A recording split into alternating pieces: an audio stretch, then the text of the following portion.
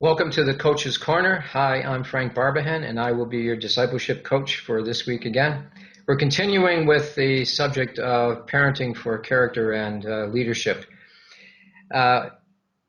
We ended last week with the sense of the goal and the tremendous burden that parents have to raise their kids happy, to have a fun childhood, and with the theme of all I want is for my children to be happy. In the service of that, we have a society that has laid out more and more guidelines for child safety. There are ever more stringent guidelines on what makes the world safe for a child. So on pretty much all plastic products, you will have a warning saying you got to be careful that the plastic could suffocate your child.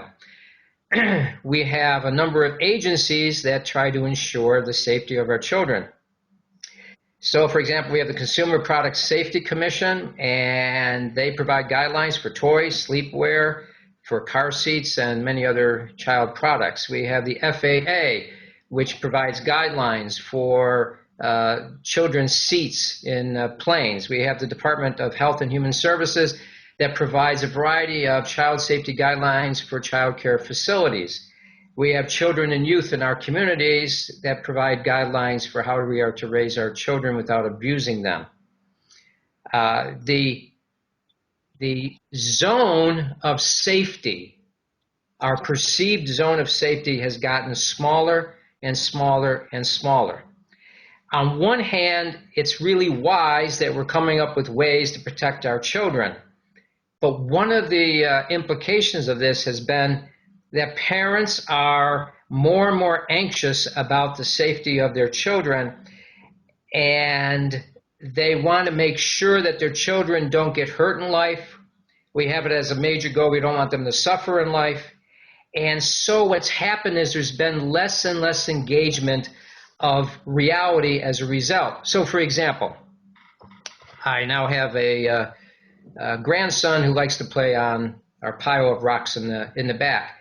I have seen parents who will tell their child, like at a park where there's a pile of rocks, not to climb on the rocks because they're going to get hurt.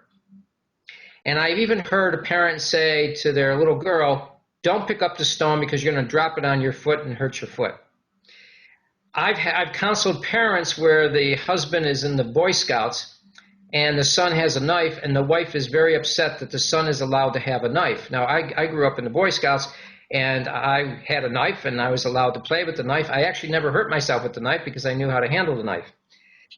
I've actually had parents who have asked, who've told me, without asking advice on it, they told me that they will limit their chores to 2 chores for their child because they don't want to damage their fun and their happiness by overburdening them with chores.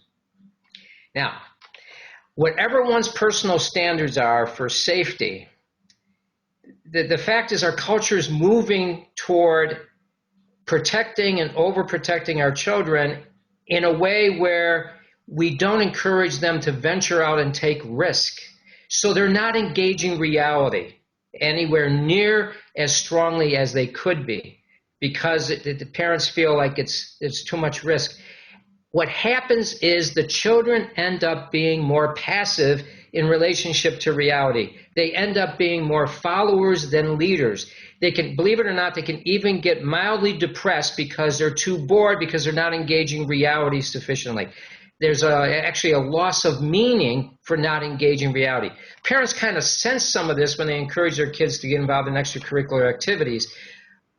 But still, we've moved toward less and less risk, less and less engagement of reality, and we're producing children who are more and more passive rather than proactively engaging reality. And you don't make leaders out of kids who are passive. Well, talk to you next week. In the meantime, have any questions, feel free to blog me or email me at frank@peakperformancediscipleship.com. Till next week.